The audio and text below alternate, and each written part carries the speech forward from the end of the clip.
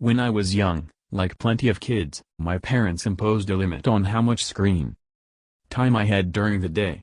I was allotted 2 hours of precious time that I chose to spend playing video games. Like any sane child, I often asked why I had such a restriction on something I considered to be as fun as playing outside. As if they had it written down, my parents would simply respond by saying, if you play too long it's not good for you. Lucky for me, as my parents noted how much I enjoyed video games, these restrictions were loosened over the years, and I could enjoy my favorite pastime as I pleased. However, I would often look back on those times wondering why they had such a bad image of video games. Since the early 70s, video games have been a fast-growing phenomenon that has made a major impact on pop culture, evolving from a few pixels on a screen to fully cinematic experiences with big-name actors to even billion-dollar competitions. The video game industry is constantly changing and refining itself, cementing itself in mass media. Yet, their success has not gone without controversy. School shootings, addiction, desensitization to violence, and many other issues have been associated with gaming. Every form of media has had its controversies, like songs having suggestive or intense lyrics and movies with offensive content. The difference is these instances have been isolated from the greater form of media. Video games, however, have been condemned as a whole, and this bad reputation over the years has closed people off to the potential they hold. Time after time, video games have been mislabeled over the years as a direct cause of many issues.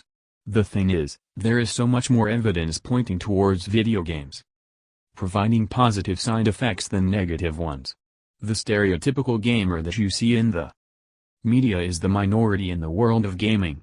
As time has gone on and technology has become a part of our daily lives, I think it's worthwhile to reanalyze how we see video games. Through my research, I've been able to look into the wide range of benefits that video games hold. Within this presentation, I'd like to explore how video games can be good for you. By investigating the vast array of passive effects that video games have, we can reveal their major physical, social, and psychological side effects, as well as their current application outside of entertainment, so that more people are aware of why playing them will improve their life. Indeed, there have also been dozens of claims that call out video games for their content and have led people to believe that video games cause violence, amongst other things. Yet this often comes from people who do not know video games or how diverse they are, and I'd like to dispel many of these outlandish claims. The reality is that video games are showing that they can not only help those who play them but also have applications outside that of entertainment. The reason this is so important is that most people only see video games as a pastime instead of a tool to improve their well-being. The more people are aware of the ways that video games can help us, the more we can integrate them into our society. Video games also hold great diversity as a form of media. The important detail that many of those not familiar with video games often fail to see, whether that's intentional or not, is that video games, much like music, TV, and movies, come in all different types of genres and have appropriately different types of content. As a gamer, I've always been irked by the thought that all video games are about killing and violence, when they couldn't be further from the truth. Since the beginning, video games have had content for people of all ages. Sure, some may have large amounts of violence, but others are an equal or greater amount of games that have little to no violence at all. The Mario franchise of video games is most likely the most well-known series of games and has been enjoyed by adults and children for decades. Video games can have content like car racing, puzzles, simulators, and sports games, all of which contain no violence. These are not always thought about though, and many people assume that all games are about violence. For this paper, there are a few genres that are important to note, as they are often the most talked about types of games.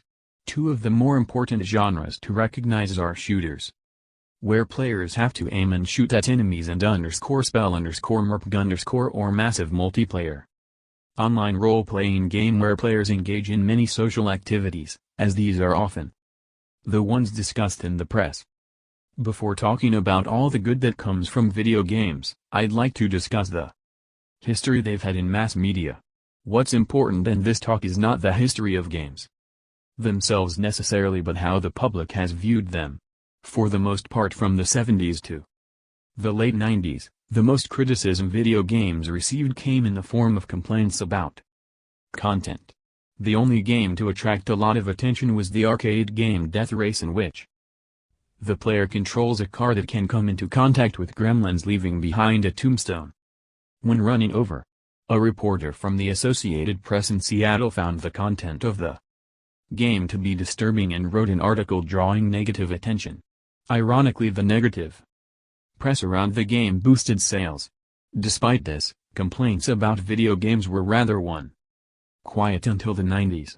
Video game technology took a huge leap in the 90s as a better computer allowed for more realistic and detailed computer graphics. Once again, video games will get a bad rap, and like before, violence was the main problem, as the rising fidelity of graphics in the 90s allowed for a more realistic depiction of blood and gore. The biggest contributor to this debate on video game violence was the arcade fighting game Mortal Kombat. In a normal 1 Keith Smith, The Ultimate, So Far, History of Exidy, Part 2, January 1, 1970.